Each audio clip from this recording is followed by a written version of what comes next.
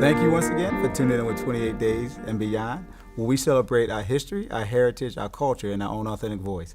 And today we have a great guest with us today. Welcome to the set, Costa. Thank you. Costa, does that name have a meaning? It doesn't. I'm Haitian, though, so it's a compound name, so it's a combination of my mom's name and my dad's name. So you're Haitian. Have you been back to the Haitian? Pretty frequently. Frequently. Yeah, for a while I was doing some work there around like community-based mental health interventions. Okay. So I used to work with like hospitals and particularly like doctors and nurses around training them to identify mental health symptoms in their patients as it's culturally manifested amongst Haitians. Okay. So taking a real like culturally relevant lens at mental health and not just kind of saying you have depression because we asked you like these questions that we ask in America, but actually asking people questions that are relevant to their own lived experiences. What was the cultural context you grew up in? So I grew up in a majority. It was pretty mixed. Most of my schools were primarily Hispanic. So in Miami, that's like one of the major like populations there. So yeah, that was pretty Hispanic. A few Haitian immigrants in some of my classes, but not very many of us for the particular schools that I went to. Okay. I'd say my biggest dose of like Haitianness was like my dad's barbershop because it was like hella Haitian and yes, it was very Haitian and real. So I'd say that's so. Can you give us a peek into some of those conversations Haitian men having in the barbershop? I really couldn't because oftentimes because I was a girl or just when women come, I just noticed the conversation usually shifts very quickly when women come. They was on their P's and Q's? Yeah. So yeah, but I mean, for the most part, just talking about the same things everybody else talks about that they care about, talking about their families, talking about what's going on in Haiti, a lot of like Haitian politics, what's going on locally, their experiences as immigrants in those spaces, talking about their kids, probably talk about some other things that I, didn't really understand at the time. But yeah, typical things. Now you're doing some PhD work. I am. So where are you going to get to acquire and to get your PhD? Acquire the PhD at the University of Michigan. Okay. I'm in the combined program for education and psychology. Okay. So I'm a fourth year in the program, and I should be wrapping up, Lord willing, in 2017. Now, what was because you was in the South Miami that has its own cultural context, and now you're in the Midwest. What was some of the differences coming from Miami to Michigan, Ann Arbor? So many differences. There's not as much diversity. Okay. Because, Miami, we like pull like so many people from like South America, the Caribbean and whatnot. And I think, if anything, people not as comfortable with diversity. Okay. I mean, that's a little sticky because, Miami's pretty segregated as a city. But I'm just not used to not seeing as many different types of people as I was used to growing up in Miami. I think it's something that I took for granted moving to the Midwest. Also, people are very friendly in the Midwest compared to Miami. So that was a little different for me, but it's a nice change. Now, what you getting your PhD in again? Education and psychology. And what do those studies have revealed? Any particularness? I know civic engagement is one. I know youth is very important. Can you expound on that? Yeah. So I look at youth civic engagement, particularly amongst Black youth. Okay. And what I've kind of come across is that for the most part, a lot of people don't consider Black youth to be civically engaged.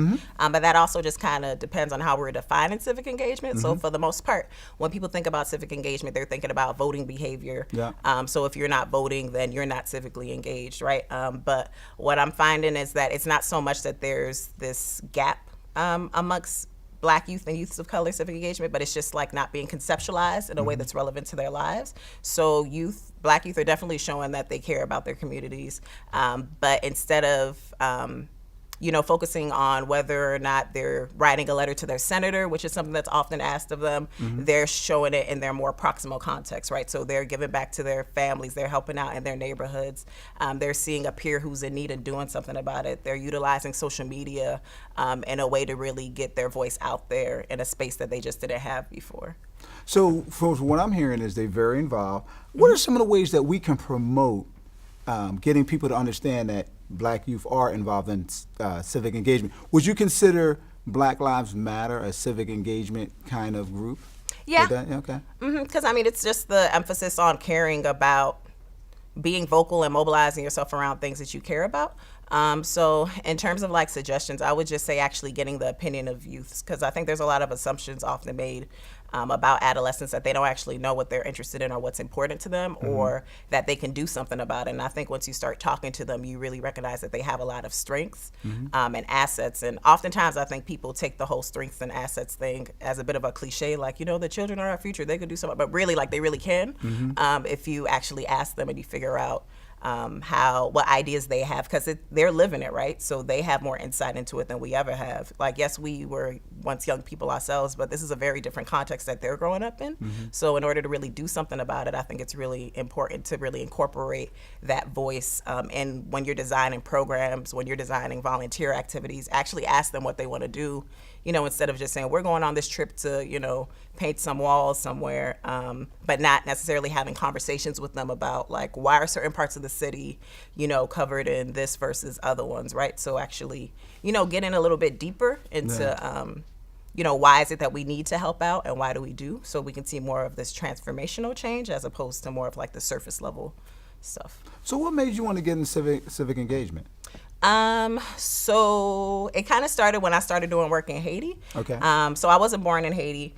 And I actually started going in my early 20s, just on my own. And then I got linked up with some other like organizations or whatnot. But what was interesting is that I wondered what made me want to help Haiti.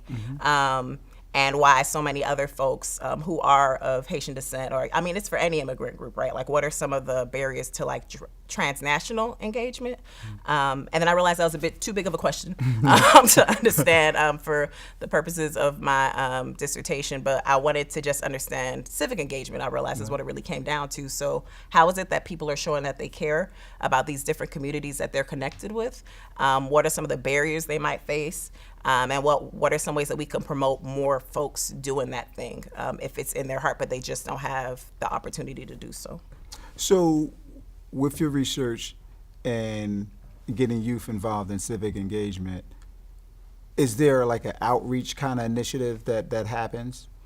So I do a lot of community-based research, so Okay. I like to work with like community organizations that are already doing the work. So it's not just work that's, you know, I'm writing down just for me and somebody else to read, but that it's actually informing some type of change or some type of program. And so there's some organizations that I work with in Miami, as well as in Michigan. So that's sort of the outreach part that, you know, like hopefully through my work and through their work, I'm building their capacity. They're helping me build my capacity, and just to think about this stuff in a really relevant way that's really useful to people, right? Because there's no point of me writing about, you know, engaging youth if I'm not actually doing something meaningful about it that's useful to them. And they're an expert on their lives. I'm not. Now I'm chopping at the bit when you said Ann Arbor is not diverse. So do you have to go to Detroit? Yeah, you know, Detroit, there's a little bit more diversity. Ann Arbor is diverse in some ways, but most of the diversity is related to the university. Okay. That I found. I mean, I haven't looked at no census data or anything, so but it's just a little bit. It's just a different sort of diversity that I'm used to. I guess not as much diversity amongst blacks. Okay. It's you know, majority like African American, but in terms of finding like a lot of folks from like across the Caribbean, it's just not quite the same. Now, have you reached out to any of those communities, like you said, it's community initiative or community programs that you go out to? Are you within the Ann Arbor, proximity of Ann Arbor? How do you go about, you know? So there's some initiatives taking place through the university that are trying to take more of like a grassroots up approach, or like bottom up, I guess, to try to engage folks. So I'm more so trying to do work with people who are doing it that way. So leveraging the resources from the university to do that the community work.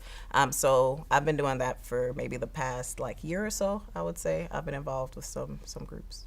So as we wrap up, what are some of the things that, speaking to a large audience, that you can be inspirational and have youth be involved, and also have the adult support and promote youth and civil engagement? I would say really trying to switch the way that we think about working with youth in the first place. So oftentimes it's just, these kids who we want to deliver services to, as opposed to talking to them about how do we develop particular programming that's relevant to them. So I would say really trying to incorporate youth into your decision making. So a lot of people do like youth councils or whatnot, but making sure that it's really an active council and not just like a token vote where you just have like a kid there just for showing for some pictures, but that their voices and their opinions are actually mattering. And I think in order to do that, it kind of takes, the adult to take a step back and to really reflect on, the power that they have in that sort of partnership, just to make sure that they're raising the voice and the opinions of the youth up. So just being a little bit critical about your own self. Wow. We're out of time. Hey, listen, we really appreciate Casa coming to the set. And if you want to make change, you got to be involved. We thank you once again tuning in to 28 Days and Beyond. We celebrate our history, our heritage, our culture, and our own authentic voice. Tune in once again, and we'll keep bringing great guests back to you. Have a great day.